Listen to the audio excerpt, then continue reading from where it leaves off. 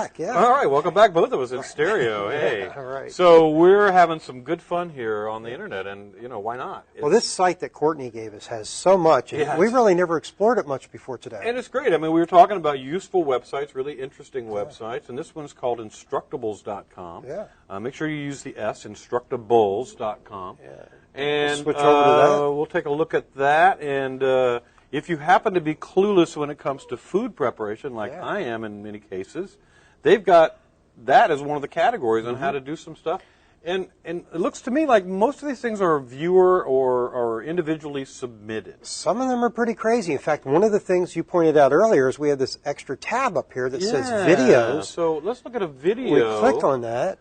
Of how, and this was pretty funny. Freezer bag omelets. How to make freezer bag omelets. What a great idea. And we'll roll this up here so we can see this. Right. And basically, we've got a video, like you said, it appears that it may have just been made by a family. Crazy group of people. Yeah, there you go. Mom and the kids and another kid.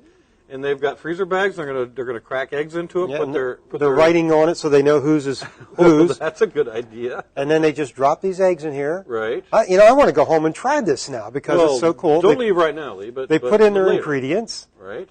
Chocolate, I don't know about. I That's don't think I could a go little with scary. that. They seal the bag and then they just go nuts mixing this up. And quick demonstration. The nice thing is you got a video here. Right. It takes 1 minute Right. to teach you how to do this. And they put the timer on 15 minutes, drop the bags in boiling water, and when they're done, they've got an omelet. Yeah, and look at the omelet. I mean, it looks pretty tasty to me. Yeah, that's not bad. So lots of really cool things that you can do here. This is at Instructables.com. And we looked at craft things that you can make. I like some of the little gadgety things, which are just kind of cool to try to do. All kinds of things. One I saw that was really interesting is how to take one of those garden solar lights and take it apart and hook it up so you can have a solar-powered headlight for your bicycle. Oh, neat idea. And all you have to do is a soldering iron, and you follow the instructions. Soldering iron, screwdriver, and a couple little common things. So these are great things that you might want to do just for the fun of it or the challenge of it. But lots of really useful, interesting things there as well. Now, our last two sites are map sites. Yes, and they we are. felt like we had to give both of these companies equal time. Well, yeah, and again, finding your way around, or you're going to go somewhere that you're not familiar with, or you just need instructions. Google Maps, I think we've talked about maybe 2 or 3 times This before. is one of my favorite sites. I use this almost every day because I do a lot of trip planning for a group that I ride with. But you can put this in and you can see the place that you're going to, and this is all fine and good, but then you can also get directions, which is really cool. If I wanted to go, say, from, I'm going to put a big one in there, I'll go up to Pennsylvania, and it maps this route for me. Right, and there's all sorts of things that you can do. You can see satellite information. You can look at live traffic in a lot of places. So you have to go to the airport later this afternoon, or you're leaving for the airport in a few minutes. You can actually check the traffic before you head out the door to see if if there's going to be any tie-ups between here and the airport. And you can zoom in on this quite a bit, and I'm in the satellite view now, so you can see a lot of really cool things. And kind of like the news website, it's maps.google.com to get to the site.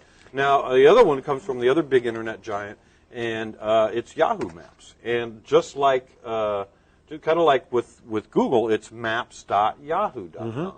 And many of the same things, but the visuals are a little bit different. Some of the features are a little bit different. You notice it gave us a lot of search information, too. It didn't stop at the map, right? But it gave us a lot more things. And we click on the map, and it'll open that up in a screen for us so that we can maneuver around, zoom in on things. Yeah, and again, it's just got, also a live traffic view. So the user interface is a little bit different. But either one of these are going to give you really, really great information about mapping, and whether you're planning a trip or you want to find out local information. Doesn't really matter. You can use either one of these and get everything that you need. Just a matter of your preference on which one you want to use. As we mentioned before, these are just 10 top sites. There are so many great sites out there. There are.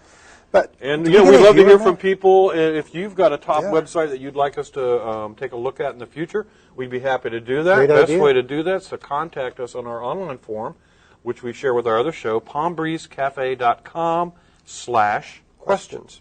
And we have a question this week from Sherry of Juneau Beach. Okay. And I think she's got a great question. She says, "Hey guys, thanks for the show." Of course, we always get that.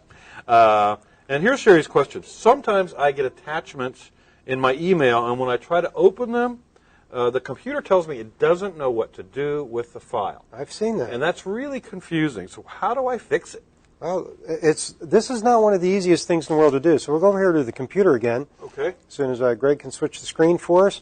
Great. And we're over here. Actually, so we're going to get out of the browser and out of that, and we've got a file on our computer that's an example of one of these that you might receive.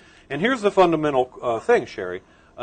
Every file on your computer has to be associated with the program that runs it.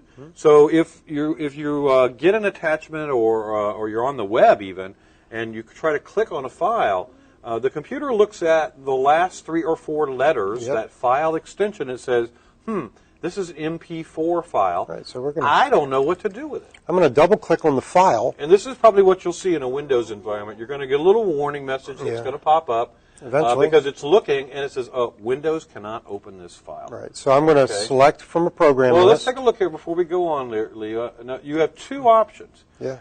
If you don't know what file should be used, then you wouldn't use that top button there. Use the web service. It'll actually go out and search. Yeah. If you do know, then you can use that bottom one and select the file from a list. And it's going to bring up a list eventually. Right. Now, the list is going to be a list of programs that could open that file. And Windows, in this case, recommends that, in this case, QuickTime Player be used. So when we choose that. We happen to know that's correct. Yeah.